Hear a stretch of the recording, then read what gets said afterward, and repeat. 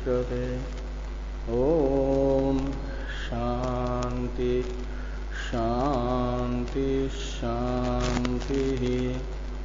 शंकरं शंकराचार्यं केशवं बादरायणं सूत्रभाष्य कृतो वंदे भगवन्तौ पुनः पुनः।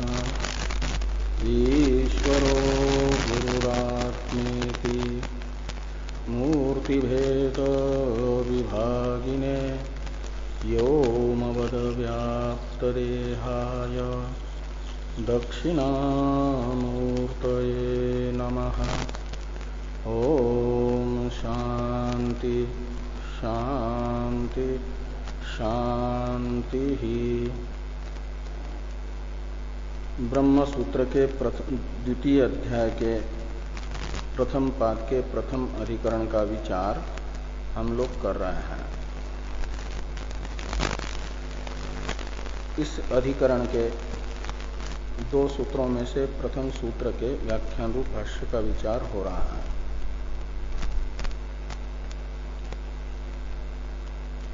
पूर्व पक्ष अंश की व्याख्या हो गई है। इस सूत्र में उत्तर पक्षांश है, सिद्धांत पक्षांश। न अन्य स्मृति अनवकाश दोष प्रसंगात, इसकी व्याख्या भाष्कर भगवान कर रहे हैं। ये कहा कि सांख्य स्मृति को सावकाश सिद्ध करने के लिए सांख्य स्मृति ने बताए हुए जड़ प्रधान कारणवाद का संवादक के रूप में वेदांतों की व्याख्या की जाए, ये जो पूर्व पक्ष ने कहा था। तो सिद्धांती कहते हैं कि सांख्य स्मृति का विरोध होने से औपनिषद ब्रह्म कारणवाद को, जो उपनिषदों का मुख्यार्थ है, छोड़ करके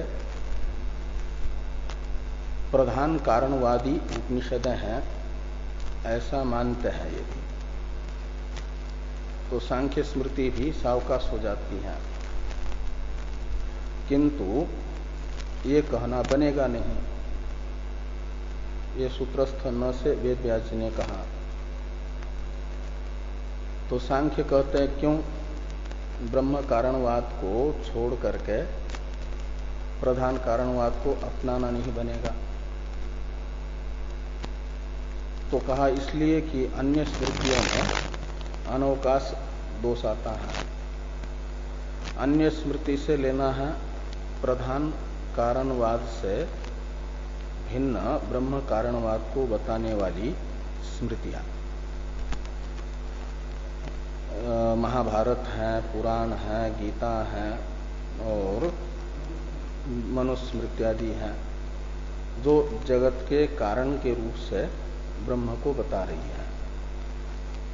उनमें अनवकाश दोष आएगा, अप्रामाण्य की आपत्ति आएगी। इसलिए उपनिषदों का जो उनके उपक्रम उपसंहारादि तात्पर्य निर्णायक प्रमाणों के आधार पर अर्थ निर्धारित है, ब्रह्म कारणवाद, वही मानना उचित है। यदि उपनिषदों का ब्रह्म कारणवाद रूप अर्थ स्वीकार करते हैं तो मनवादी स्मृतियां भी सावकाश हो जाती हैं, वो भी यही बता रही है। तो कहा फिर इस प्रकार ये तो दो स्मृतियों का आपस में विरोध हो रहा है। बीच में तो एक शंका हुई कि श्रुति का ही विरोध क्यों नहीं बताया, स्मृति का विरोध क्यों बता रहे हैं। तो ये कहा कि जो स्मृति के अनुसार वेदार्थ समझना चाहता है, परतंत्र प्रज्ञ है, उसे उसकी प्रज्ञा के अनुसार ही उत्तर देना होगा। इसलिए अन्य स्मृति का विरोध बता रहे हैं। तो फिर उसके बुद्धि में ये आशंका हुई कि जब आपस में दो स्मृतियों का परस्पर विरोध हो जाए तो क्या किया जाए, किसे ग्रहण किया जाए और किसे छोड़ा जाए। तो भास्कर भगवान ने कहा कि विप्रतिपत्तौ च स्मृतिना, यह जो वाक्य है भाष्य में, यह इसी प्रश्न का उत्तर है कि स्मृतियों में आपस में विरोध होने पर जो श्रुत्यनुसारी स्मृति है उसे तो प्रमाण के रूप में स्वीकार करना चाहिए परतंत्र प्रज्ञ को, और जो श्रुत्यनुसारी नहीं है उसे अप्रमाण मान लेना चाहिए। ये उत्तर दिया। और ये जो उत्तर दिया है भाष्कर भगवान ने, इसे जैमिनी जी भी स्वीकार कर रहे हैं। जैमिनी जी भी इसमें सम्मति बता रहे अपनी कि प्रत्यक्ष श्रुति के साथ यदि स्मृति का विरोध होता है तो वह स्मृति अप्रमाण होती है स्वार्थ में। इसे समझाने वाला पूर्व मीमांसा दर्शन के प्रथम अध्याय के तृतीय पाद का तृतीय अधिकरण उपयोगी है। इसलिए भाष्कर भगवान ने यहां पर कहा कि तद उत्तम प्रमाण लक्षणे, यानी पूर्व मीमांसा दर्शन के प्रथम अध्याय के तृतीय पाद के तृतीय अधिकरण में भी यह बात बताई गई है। प्रत्यक्ष श्रुति के साथ स्मृति का विरोध होने पर वह स्मृति अप्रमाण होती है। इसे बताने वाला यह अधिकरण है, यह निर्णय देने वाला। इसलिए अधिकरण का स्वरूप टीका में टीकाकार ने बता दिया था कि औदुम्बरीम स्पृष्ट्वा उद्गायेत, यह है प्रत्यक्ष श्रुति, और इसके साथ जिस स्मृति का विरोध हो रहा है वो है सा सर्वा वेष्टयितव्या, यह स्मृति। तो इस स्मृति को विषय बना करके उस अधिकरण में संशय हुआ कि औदुम्बरीम स्पृष्ट्वा उद्गायेत, इस प्रत्यक्ष श्रुति से विरोध रखने वाली सा सर्वा वेष्टयितव्या, यह स्मृति प्रमाण होगी अथवा नहीं होगी। यह उस पूर्व मीमांसा अधिकरण में, पूर्व मीमांसा के इस अधिकरण में संशय है। तो हाँ, विषय है ये स्मृति की। स्मृति में कौन से सा सर्वा वेष्टयितव्या, इस स्मृति में प्रामाण्य माना जाए अथवा न माना जाए। तो इस स्मृति के प्रामाण्य विषयक संशय है। तो पूर्व पक्षी जो उस अधिकरण में मीमांसा के पूर्व पक्षी हैं, उन्होंने कहा कि इस स्मृति से इसकी मूलभूता श्रुति का अनुमान होगा और उस अनुमेय श्रुति मूलक यह स्मृति होने से प्रमाण हो जाएगी। मीमांसक भी उसी स्मृति वाक्य को प्रमाण मानते हैं जो श्रुति मूलक है। तो यद्यपि ये स्मृति है सा सर्वा वेष्टयितव्या, तो पूर्व पक्षी जानते हैं मीमांसा के जो पूर्व पक्षी है कि मीमांसक रूपी जो सिद्धांती हैं वे श्रुति मूलत्व यदि किसी पौरुषेय वाक्य में न हो तो प्रमाण नहीं मानेंगे। इसलिए कहा कि सा सर्वावेष्टितव्या यह स्मृति अनुमेय श्रुति मूलक है। अनुमेय श्रुति मूलक होने से प्रमाण हो जाएगी। इस प्रकार का वहां का पूर्व पक्ष है। मूल श्रुति स्मृति की मूलभूता श्रुति का अनुमान किया जाएगा और इसमें प्रामाण्य आएगा श्रुति मूलकत्व होने से। तो प्रामाण्य का स्मृति में प्रामाण्य का प्रयोजक है श्रुति मूलकत्व। वह श्रुति मूलकत्व प्रत्यक्ष श्रुति मूलकत्व तो है नहीं, तो अनुमेय श्रुति मूलकत्व प्रामाण्य का प्रयोजक इस स्मृति में भी विद्यमान होने से पूर्व पक्ष ने कहा यह प्रमाण हो जाएगी। लेकिन सिद्धांत इस प्रकार का पूर्व पक्ष प्राप्त होने पर सूत्र से सिद्धांत बताया जैमिनी जी ने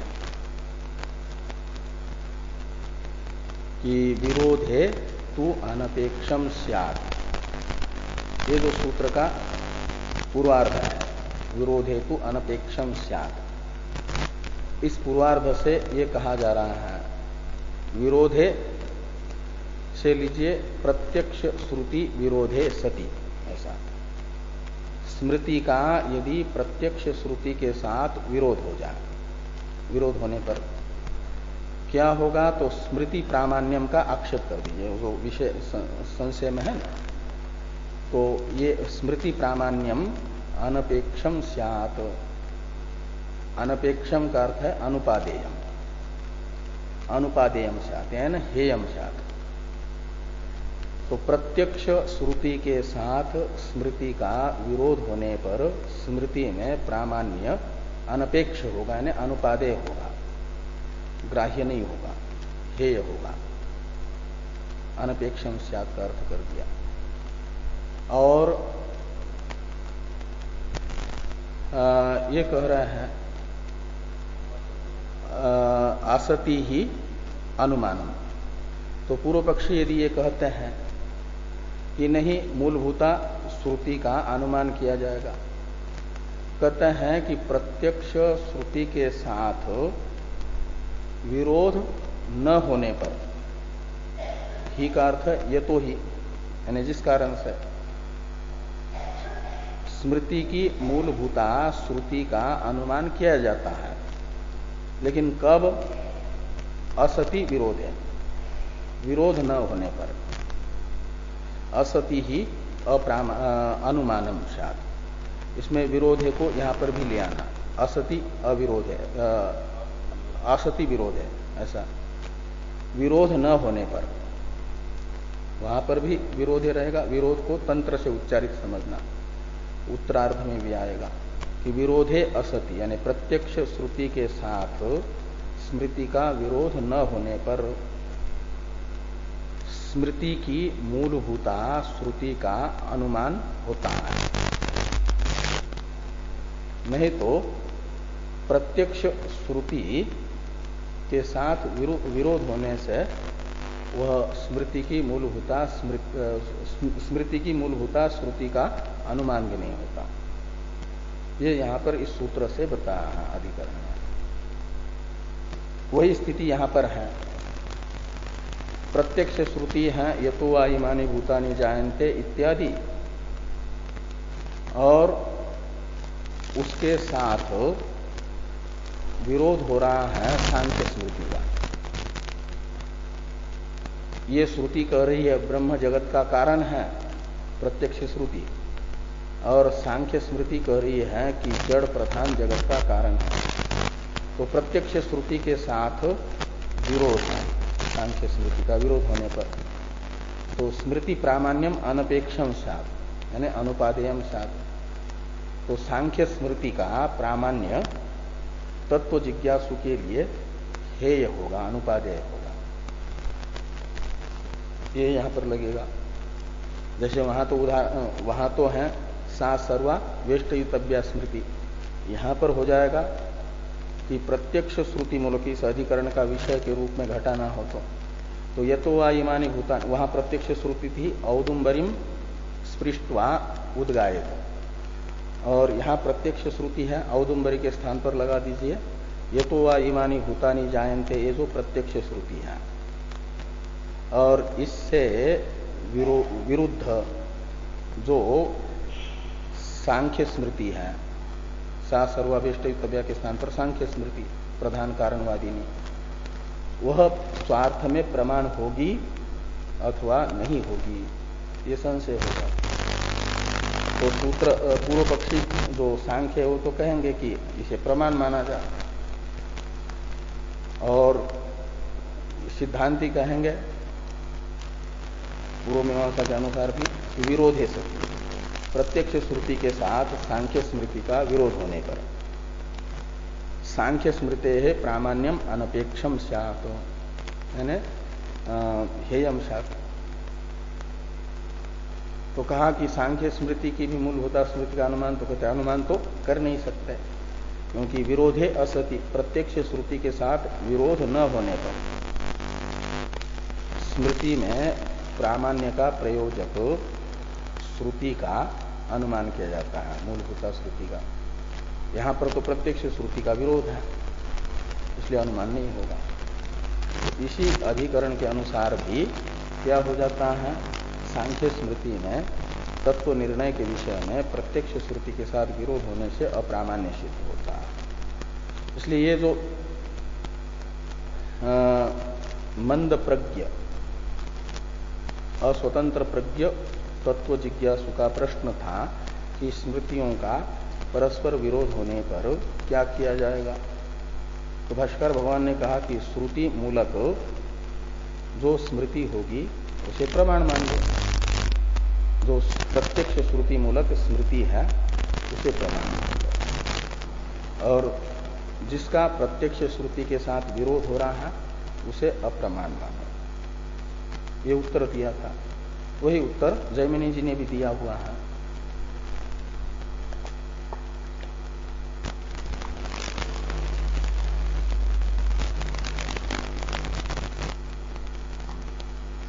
अब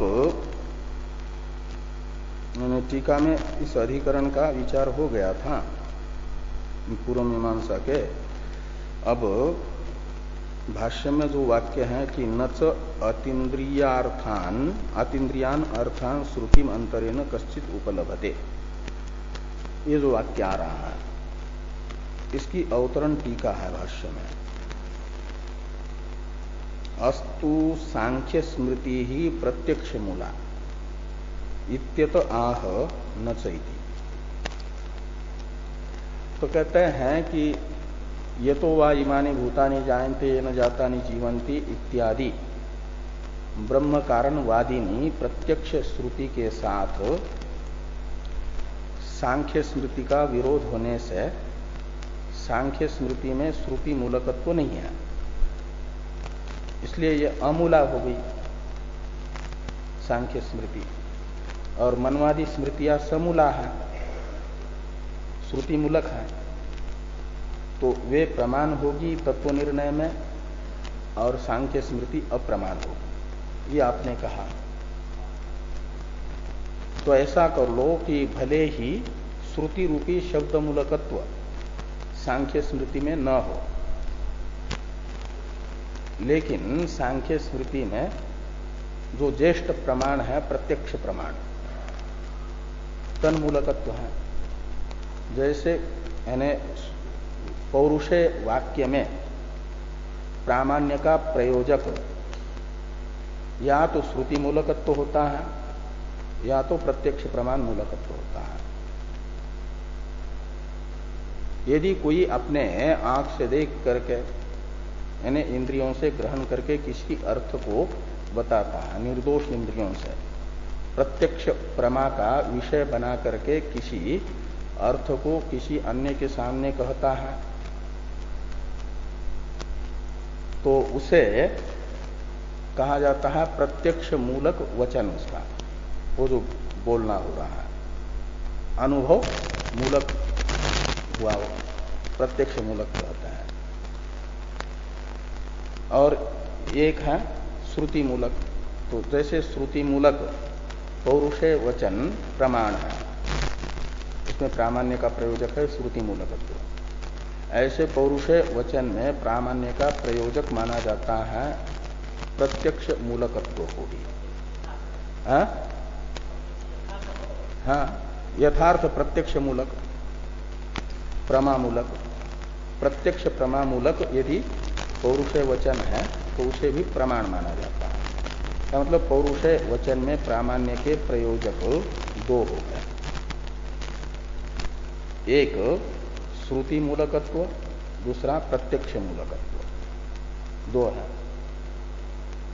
तो उसमें से श्रुति मूलकत्व सांख्य स्मृति में पौरुषे वाक्य है, कपिल रूपी पुरुष का वाक्य सांख्य स्मृति, और इसमें श्रुति मूलकत्व है नहीं, प्रामाण्य का प्रयोजक।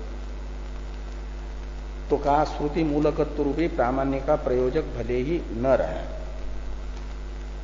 तब भी कपिल का वाक्य रूपी सांख्य स्मृति में प्रामाण्य सिद्ध हो सकता है। उसमें प्रामाण्य का प्रयोजक कौन होगा? श्रुति मूलकत्व तो नहीं है, प्रत्यक्ष मूलकत्व।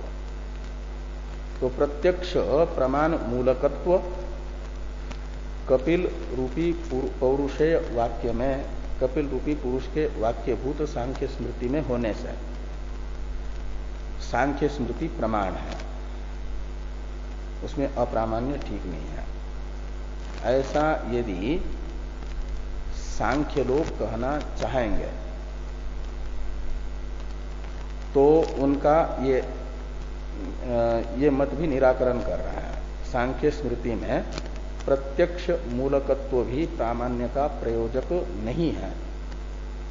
जो पौरुषेय वाक्य में प्रामाण्य के प्रयोजक दो है, उनमें से एक श्रुति मूलकत्व तो है ही नहीं, दूसरा प्रत्यक्ष मूलकत्व भी प्रामाण्य का प्रयोजक सांख्य स्मृति में सिद्ध नहीं हो पाएगा, इसे कह रहे हैं। तो पहले वो शंका है पूर्व पक्ष की कि अस्तु सांख्य स्मृति प्रत्यक्ष मूला, यहां प्रत्यक्ष से लेंगे प्रत्यक्ष प्रमाण।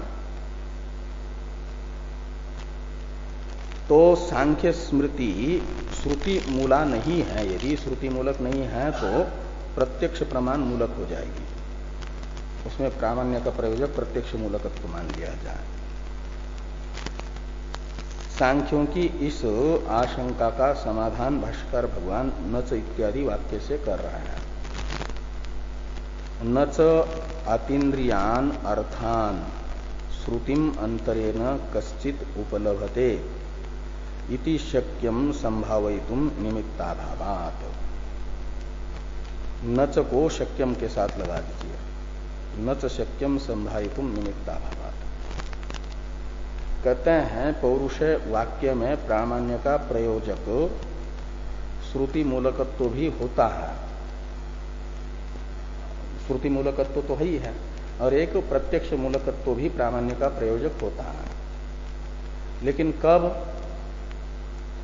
वो जो पौरुषेय वाक्य में प्रामाण्य का प्रयोजक प्रत्यक्ष प्रमाण कब होगा, उसे प्रत्यक्ष प्रमाण मूलक कब कहा जाएगा?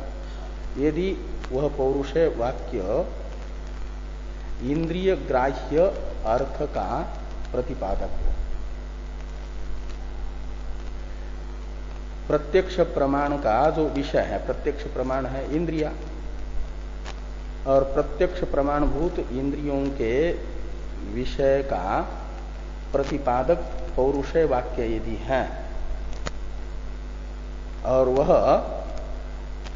इंद्रिय ग्राह्य विषयों को फिर अपने शब्द से बता रहा है ग्रहण करके, तब तो कोई बद्रीनाथ में जाकर के स्वयं अनुभव करके आ गया, बद्रीनाथ का दर्शन करके मंदिर में सारा सब कुछ व्यवस्थित देख करके वहां का आ गया, हरिद्वार में बैठ करके वर्णन कर रहा है और बिल्कुल वही बोल रहा है जो देखा हुआ है, अनुभव किया हुआ, तो वो वाक्य उसका प्रमाण माना जाएगा। क्योंकि दूसरा भी जाकर के वहां देखता है तो जैसा वर्णन किया ऐसा ही मिलता है उसे देखने को, तो उसके वाक्य में श्रद्धा बनी जाती है, वो प्रमाण ठीक ही कहा उसने, ऐसा माना जाता है। लेकिन ये कब हो सकता है प्रत्यक्ष मूलकत्व? ये पौरुषेय वाक्य में प्रामाण्य का प्रयोजक हो सकता है इंद्रिय ग्राह्य अर्थ के विषय में यदि चर्चा हो रही हो। प्रत्यक्ष प्रमाण से पहले प्रत्यक्ष प्रमाण के विषय का अनुभव किया और उसे यदि कोई वचन से बता रहा है तो वह वचन प्रत्यक्ष प्रमाण मूलक होने से प्रमा हो जाएगा, प्रमाण माना जाएगा। लेकिन जो अतीन्द्रिय अर्थ है, इंद्रिय का विषय नहीं है, ऐसे अतीन्द्रिय विषय के विषय में यदि पौरुषय वाक्य चर्चा कर रहा है, पौरुषय वाक्य में अतीन्द्रिय अर्थ की चर्चा हो रही है, पौरुषय वाक्य का प्रतिपाद्य विषय अतीन्द्रिय है, तो उसमें प्रत्यक्ष प्रमाण मूलकत्व ये प्रामाण्य का प्रयोजक नहीं बन सकता। उसके लिए तो फिर ये कहा जाता है कि अतीन्द्रिय अर्थ का प्रतिपादन करने में यदि कोई स्वतंत्र प्रमाण है तो श्रुति है, तो वो तो फिर श्रुति अनुसारी ही पौरुषय वचन होगा, अतीन्द्रिय अर्थ प्रतिपादक तो प्रमाण बनेगा, श्रुति मूलक ही। और ये जो प्रधान है अतीन्द्रिय है, जगत का कारण, और अतीन्द्रिय जो जगत का कारण प्रधान है उसकी चर्चा सांख्य स्मृति में हो रही है। महत तत्व, अहंकार, ये सब अतीन्द्रिय पदार्थ हैं उनके, प्रधान, पुरुष, ये सब तत्व जो है अतीन्द्रिय है। और इन अतीन्द्रिय तत्व विषयक जो सांख्य स्मृति रूपी पौरुषय वाक्य, इसमें प्रत्यक्ष प्रमाण को मूल बनना है यदि, वो अतीन्द्रिय वस्तु है, इसलिए प्रत्यक्ष प्रमाण मूलक नहीं होगी। किसी को ऐसे वस्तु का, अतीन्द्रिय वस्तु का प्रत्यक्ष अनुभव, परमात्मक अनुभव यदि किसी को होता है तो श्रुति के बिना नहीं होगा। श्रुति के बिना अतीन्द्रिय अर्थ का अनुभव करना संभव नहीं है किसी को भी। ये यहां पर कहा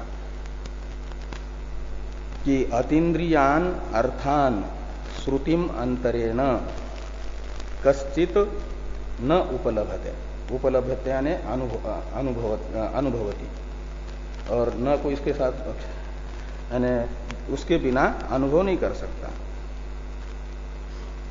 कोई अनुभव करता है ऐसा यदि कहता है तो ये कहना कहते अशक्य है। तो अतीन्द्रियान अर्थान श्रुतिम अंतरेण कश्चित उपलभते, कोई बिना श्रुति के अतीन्द्रिय अर्थ का अनुभव करता है, कहते हैं इति, ये कहना ऐसी संभावना भी संभावितुम न च शक्यम, ये संभव नहीं है। क्यों कहते निमित्ताभावात, निमित्त न होने से। का मतलब ये हुआ कि अतीन्द्रिय अर्थ के विषय में श्रुति ही एक निर्णय दे सकती है। आगे हैं तो कोई एक ये शंका कर रहा है, शक्यम कपिलादिनाम इत्यादि की अवतरण टीका है, इसको देखिए। योगी नाम सिद्धि महिमना अतीन्द्रिय ज्ञानम संभावितुम शक्यम इति शंकते शक्यमिति, यानी इस वाक्य से न च अतीन्द्रियान अर्थान कश्चित उपलभते इति शक्यम संभावितुम, इस वाक्य से भाष्कर भगवान ने कहा कि अतीन्द्रिय अर्थ विषयक अनुभव बिना श्रुति के किसी को होता है, इसकी संभावना नहीं है, ऐसा शक्य नहीं है। तो पूर्व पक्षी बता रहे हैं कि बिना श्रुति के ही अतीन्द्रिय अर्थ का ज्ञान सिद्धों को संभव है, सिद्धि के आधार पर। बिना इंद्रिय क्या नाम हो, अतीन्द्रिय वस्तु का सिद्धि से श्रुति के बिना भी ज्ञान होगा, इस प्रकार की शंका कर रहे हैं। लेकिन कहेंगे कि ऐसा ज्ञान सिद्धों को नहीं हो सकता, ये आगे भाष्कर भगवान कह रहे हैं। श्रुति निरपेक्ष ज्ञान अतीन्द्रिय विषयक हो नहीं सकता। इसके लिए पहले पूर्व पक्ष की शंका है कि योगी नाम सिद्धि महिमना, योगियों को योग के आधार पर योग से अर्जित जो सिद्धि है और उस सिद्धि की महिमा से अतीन्द्रिय ज्ञानम संभावितुम शक्यम, अतीन्द्रिय ज्ञान हो सकता है। इस प्रकार की शंका पूर्व पक्ष के द्वारा की जा रही है। शक्यम कपिलादीनाम सिद्धानाम अप्रतिहत ज्ञानत्वात् इति चेत। शक्यम यानी अतीन्द्रिय वस्तु का ज्ञान श्रुति के बिना भी कपिलादि सिद्धों को सिद्धि के सामर्थ्य से संभव है। कपिलादि नाम का विशेषण जो सिद्धा नाम दिया है, हेतु गर्भ विशेषण है। कैसे होगा बिना श्रुति के अतीन्द्रिय अर्थ का ज्ञान? कहते सिद्धि, वो सिद्ध है तो सिद्धि की महिमा से होगा। तो सिद्धि की महिमा से अतीन्द्रिय ज्ञान भी कपिलादि को संभव है, क्योंकि उन्हें अप्रतिहत ज्ञान कहा जाता है। प्रतिहत ज्ञान कहा जाता है बाधित ज्ञान वाले, कोई न कोई बाधक ज्ञान के लिए जिनके हैं उन्हें तो कहा जाता है प्रतिहत ज्ञान। और अप्रतिहत ज्ञान कहते हैं उन लोगों को जिनको यहां बैठे बैठे भी दीवाल के उस तरफ भी क्या चीज है वो प्रत्यक्ष दिख रही हो, यानी दीवाल प्रतिबंधक न बने इसमें। ऐसे दूर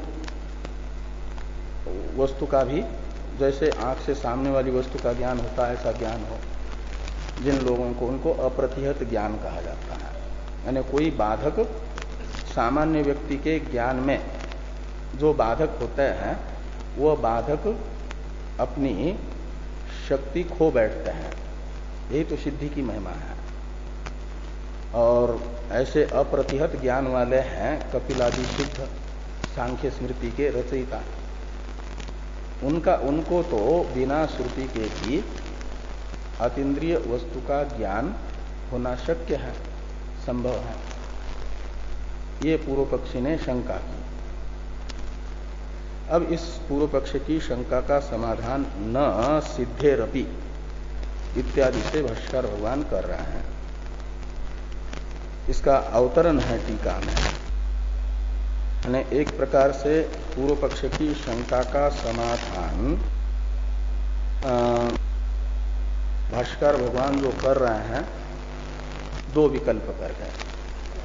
पूर्व पक्षी को पूछ रहे हैं कि सांख्यादियों को जो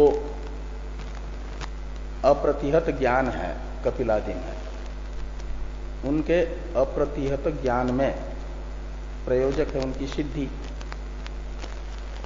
जो ज्ञान हो रहा है वो जो प्रयोजक सिद्धि है, वह सिद्धि उनको साधन से प्राप्त हुई है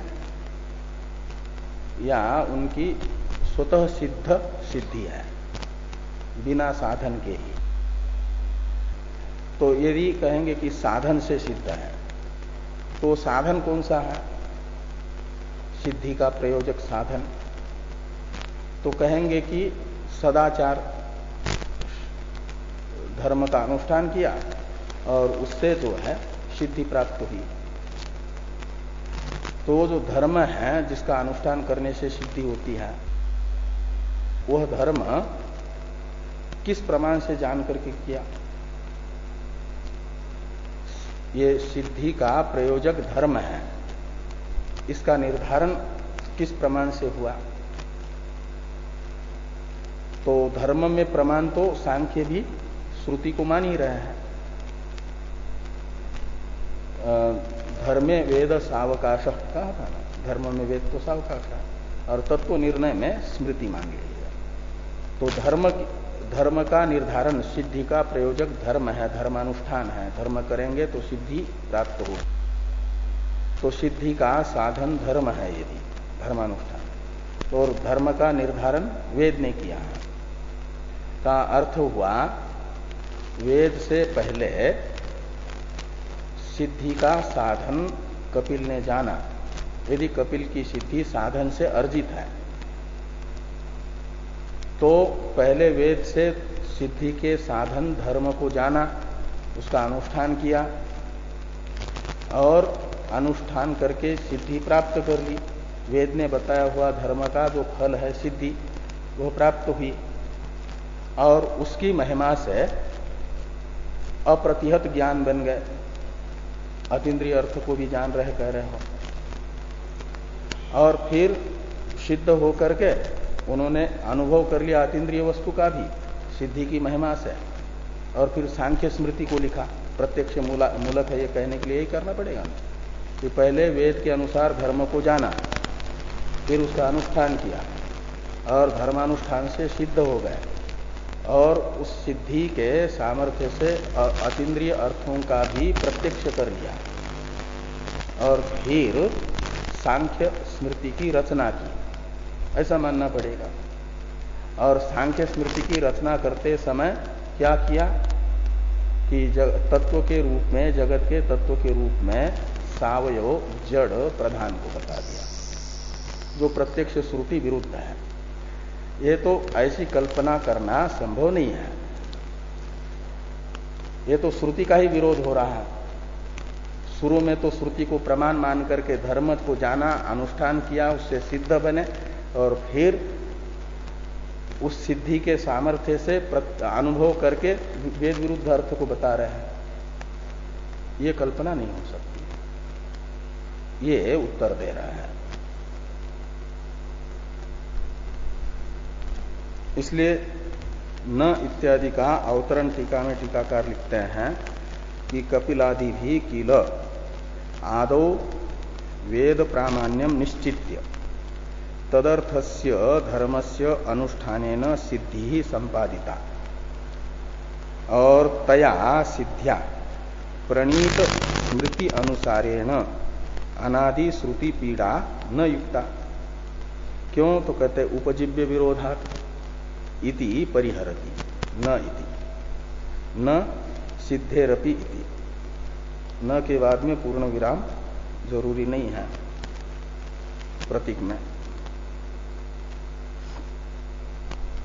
तो ये सब लिखा टीका में टीकाकार ने सिद्धांति के अभिप्राय को स्पष्ट करते हुए कपिल की सिद्धि यदि साधनाधीन है, मतलब किसी समय वे साधक थे, तो साधक अवस्था में कपिल क्या करते थे?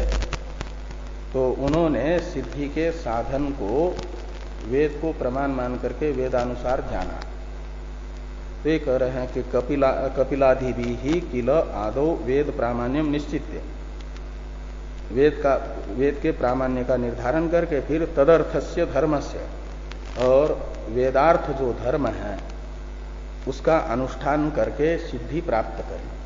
का मतलब सिद्धि का साधन वेद से जाना, और फिर तया सिद्ध्या, वेद ने बताए हुए साधन से अर्जित जो सिद्धि है उसे तया सिद्ध्या शब्द से लीजिए।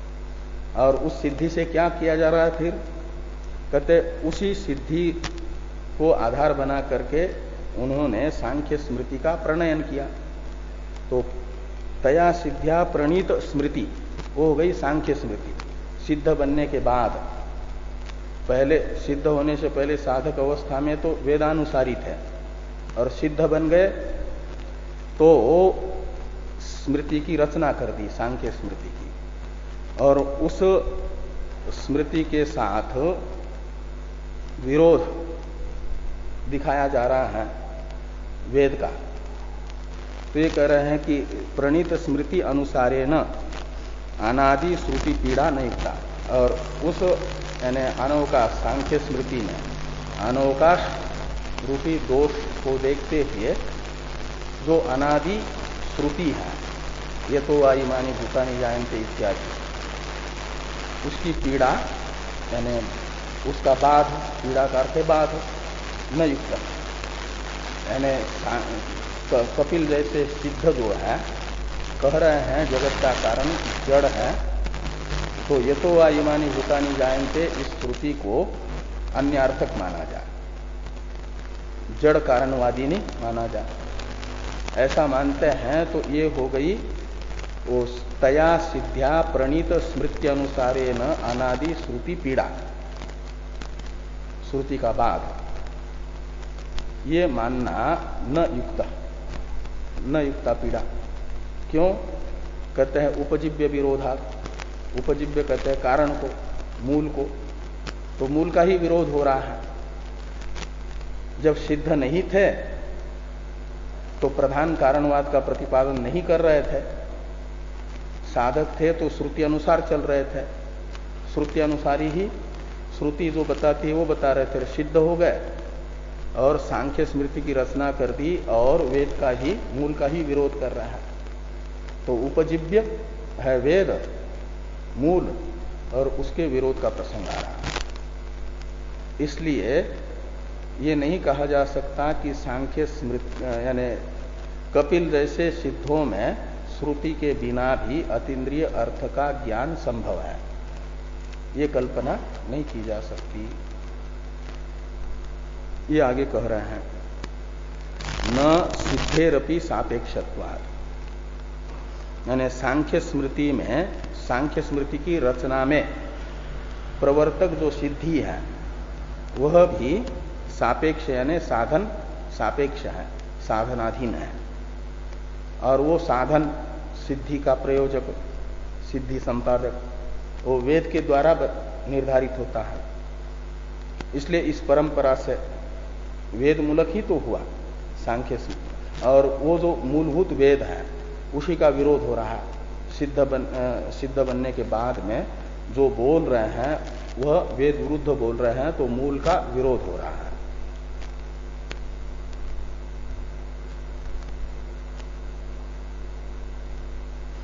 कैसे सिद्धि में सापेक्षत्व है, सिद्धेरपि सापेक्षत्वात्, ये हेतु बताया ना, इस हेतु का विवेचन कर रहे हैं भाष्कर भगवान।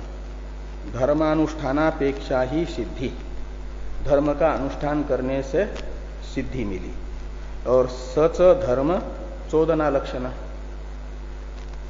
और वो जो धर्म है वह चोदना यानी विधि वाक्य कर्मकांड, और उससे लक्षण यानी ज्ञायमान।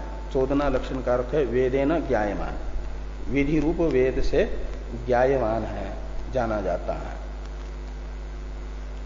जिस धर्म के अनुष्ठान से सिद्धि प्राप्त होती है वह धर्म चोदना लक्षण है, का मतलब वेदेन ज्ञायमान है, वेद से जाना जाता है। वेद प्रमाण प्रतिपाद्य है, वेद प्रतिपाद्य है चोदना। और ततश्च पूर्व सिद्धाया चोदनाया अर्थो न पश्चिम सिद्ध पुरुष वचन वशेन अतिशंकितुम शक्यते। ततश्च यानी फिर धर्म का अनुष्ठान करके प्राप्त हुई सिद्धि से लिखी गई जो सांख्य स्मृति, वो है जो पूर्व सिद्ध वेद वाक्य, चोदना यानी वेद, ये तो वायुमानी भूतानी जायन्ते इत्यादि वेद है पूर्व सिद्ध चोदना, और उसका जो अर्थ है वो है ब्रह्म कारणवाद। पूर्व सिद्ध चोदना का अर्थ हुआ ब्रह्म कारणवाद रूप अर्थ, और उस अर्थ को, अर्थ पर कहते हैं शंका नहीं की जा सकती। किससे? पश्चिम सिद्ध, पश्चिम सिद्ध यानी पश्चात बनी हुई तो सांख्य स्मृति, उस सांख्य स्मृति के साथ, सांख्य स्मृति में पुरुष वचन हुआ, सांख्य स्मृति उसके वश होकर के, उसके वश होकर के का अर्थ है उसमें प्रामाण्य की सिद्धि के लिए। ये पूर्व सिद्ध जो चोदना का अर्थ है, वेद का अर्थ ब्रह्म कारणवाद, वो अतिशंकितुम न शक्यम, न शक्यते ऐसा लगाना। उस ब्रह्म कारणवाद पर आशंका सांख्य स्मृति से नहीं की जा सकती। क्यों? उपजीव्य विरोध हो जाता है। इस वाक्य का टीकाकार थोड़ा अर्थ बताते हैं। श्रुति नाम मुख्यार्थम अतिक्रम्य उपचरितार्थत्वम शंकितुम न शक्यते इत्यर्थ। अतिशंकितुम न शक्यते इसका अर्थ कर दिया कि श्रुतियों का जो मुख्यार्थ है, ये तो वायुमानी भूतानी जायन्ते इत्यादि श्रुतियों का जो मुख्यार्थ है ब्रह्म कारणवाद, जगत ब्रह्म से उत्पन्न हुआ, जगत का कारण ब्रह्म है, ये है श्रुतियों का मुख्यार्थ। और इस मुख्यार्थ का अतिक्रमण करके इसमें उपचरितार्थत्व यानी गौणार्थकत्व सिद्ध नहीं किया जा सकता। ब्रह्म शब्द का अर्थ अपरिच्छिन्न ऐसा करके अपरिच्छिन्न जो प्रधान है वो अर्थ लिया जाए उसका, वो गौण अर्थ हो जाएगा। इन श्रुतियों का मुख्य अर्थ जो चेतन कारणवाद है उसे छोड़ करके जड़ प्रधान कारणवाद में गौण अर्थक इन श्रुतियों को नहीं किया जा सकता। ये हुआ। ये कब हो रहा है श्रुतियों का विरोध? प्रत्यक्ष मूलक सांख्य स्मृति को इस प्रकार नहीं माना जा सकता, ये कहा, क्योंकि उस अतीन्द्रिय अर्थ का प्रत्यक्ष करने के लिए सिद्धि की जरूरत है और सिद्धि के लिए धर्माचरण की जरूरत है और धर्माचरण के लिए धर्म ज्ञान की जरूरत है और धर्म ज्ञान के लिए वेद की जरूरत है और फिर वेदानुसार धर्माचरण करके बाद में सिद्ध बन करके श्रुति का विरोध ठीक नहीं बनेगा। ये तब हो रहा है जब सांख्य स्मृति के रचयिता कपिल की सिद्धि को साधन संपाद्या मानेंगे तब।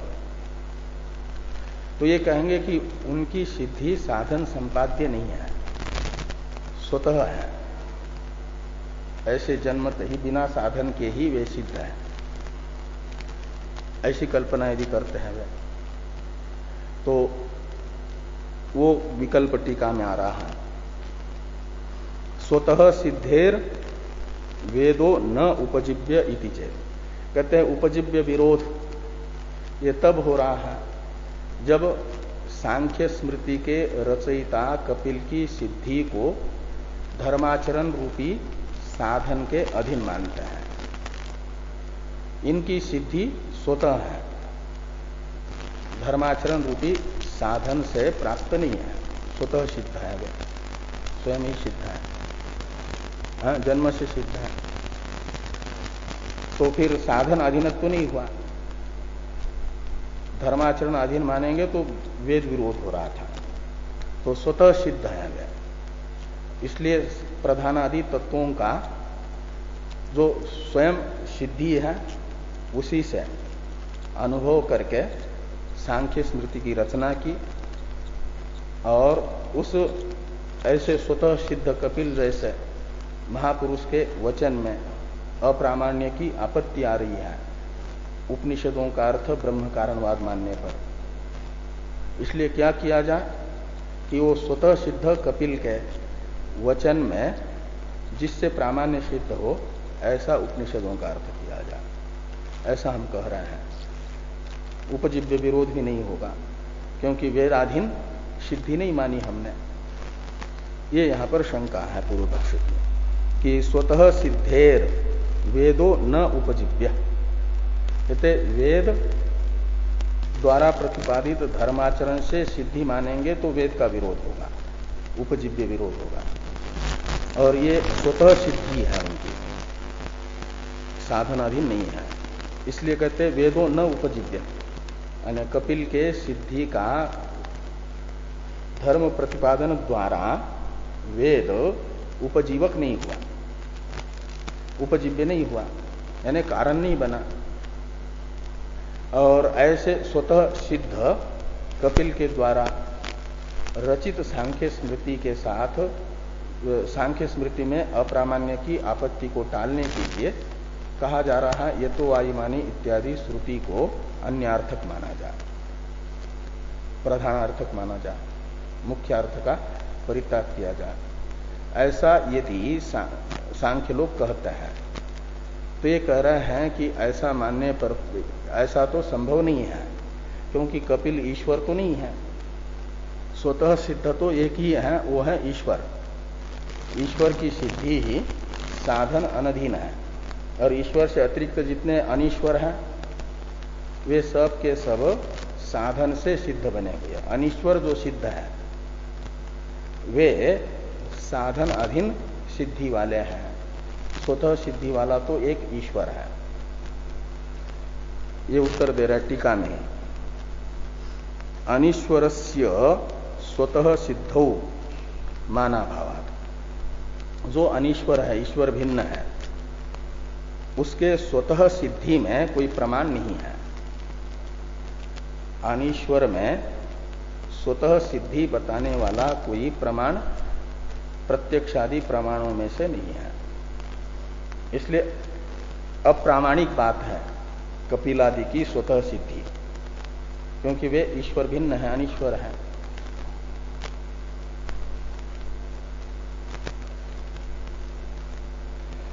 मुख्य उत्तर तो ये है, यदि स्वतः सिद्धि मानते हैं तो उसका मुख्य उत्तर तो ये है कि वे अनीश्वर होने से स्वतः सिद्ध हो नहीं सकते। लेकिन एक होता है अभ्युपगमवाद से उत्तर, कि मान भी लिया जाए ईश्वर से भिन्न भी अनीश्वर भी स्वतः सिद्ध होते हैं।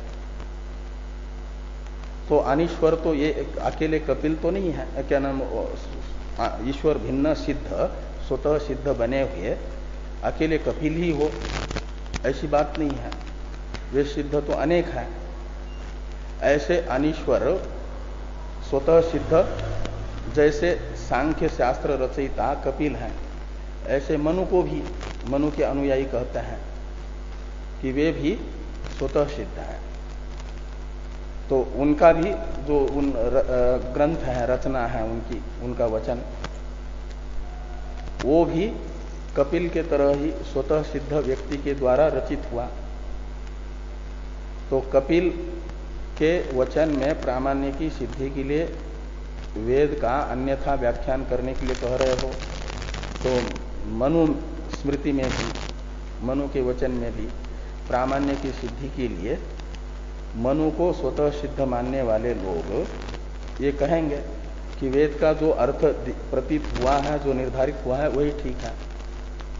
तो ये स्वतः सिद्ध अनेक हो जाएंगे अनीश्वर, तो उनमें से किसको प्रमाण माना जाए और किसके वचन को अप्रमाण माना जाए, ये सब आपत्ति आएगी। ये अभ्युपगमवाद से उत्तर दे रहा है।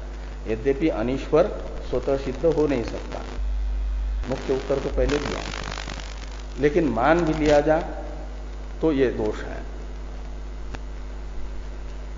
तो ये कहते हैं कि अंगी इत्यापि आह, टीका में लिखा टीकाकार ने, यानी स्वतः सिद्ध अनीश्वर कपिलादि भी होते हैं, ऐसा मान करके भी ये उत्तर दिया जा रहा है। सिद्ध व्यपाश्रय कल्पनायाम अपि बहुत्वात् सिद्धानाम प्रदर्शितेन प्रकारेण स्मृति विप्रतिपत्तौ सत्याम न श्रुति व्यपाश्रयात अन्यत निर्णय कारणम अस्ति। तो अनेक यानी स्वतः सिद्ध अनेक अनीश्वर है, ऐसा मानेंगे। अनीश्वरों की भी सिद्धि स्वतः सिद्ध है करके मानेंगे। तो वे जो स्वतः सिद्ध है वे अनेक होने के कारण क्या हो जाएगा, उनके स्वतः सिद्ध अनेक जो सिद्ध लोग हैं उनके परस्पर विरुद्ध अर्थक जो वचन है उनमें विरोध हो जाएगा, विप्रतिपत्ति होगी। तो फिर उनके वाक्यों में प्रामाण्य का प्रयोजक किसको माना जाएगा? तो श्रुति को माने बिना कोई चारा नहीं है। इसलिए श्रुति मूलकत्व ही उन वचनों में प्रामाण्य का प्रयोजक बताना पड़ेगा। जो अनीश्वर अनेक स्वतः सिद्ध व्यक्ति हैं और उनके वचनों में यदि परस्पर विरोध है तो कौन सा उन स्वतः सिद्ध व्यक्तियों के वचनों में से वचन प्रमाण माना जाए और कौन सा अप्रमाण माना जाए? तो इसके लिए फिर पहले जो प्रकार बताया था, स्मृतियों का परस्पर विरोध होने पर जो श्रुति मूलक स्मृति है वह प्रमाण है और श्रुति विरुद्ध है वे अप्रमाण है। यही प्रकार, इसको छोड़कर के दूसरा कोई प्रकार हो नहीं सकता। इसलिए अंतिम में ये हुआ कि अतीन्द्रिय अर्थक पौरुषेय वचन में प्रामाण्य का प्रयोजक श्रुति मूलकत्व ही है, प्रत्यक्ष मूलकत्व नहीं माना जा सकता। तो जैसे सांख्य लोग कहेंगे कि सिद्धि के आधार पर प्रत्यक्ष क्या नाम प्रधानादि का प्रत्यक्ष करके सांख्य स्मृति लिखी गई है। तो मनु के अनुयायी मनु को भी तो कहेंगे कि मनु जी ने अपने स्वतः सिद्धि के सामर्थ्य से, वो भी अप्रतिहत ज्ञान होने से, जो जगत का तत्व बताया है उसका अनुभव करके लिखा है। तो दोनों का भी अनुभव है। तो दोनों का अनुभव जगत के तत्व के विषय में परस्पर विरोधी है। तो मानना पड़ेगा एक का अनुभव भ्रांति है, दूसरे का अनुभव प्रमा है। तो किसका अनुभव भ्रांति माना जाए, किसके अनुभव को प्रमा माना जाए? तो अंतिम में वही श्रुति के पास जाना पड़ेगा। तो श्रुति अनुसारी अनुभव है मानना पड़ेगा मनु का। तो फिर मनु का ही मनु के द्वारा रचित स्मृति प्रमामूलक होने से प्रमाण है, और भ्रांति मूलक सांख्य स्मृति होने से अप्रमाण है, ऐसा मानना पड़ेगा। बाकी की चर्चा हम लोग कल करते हैं।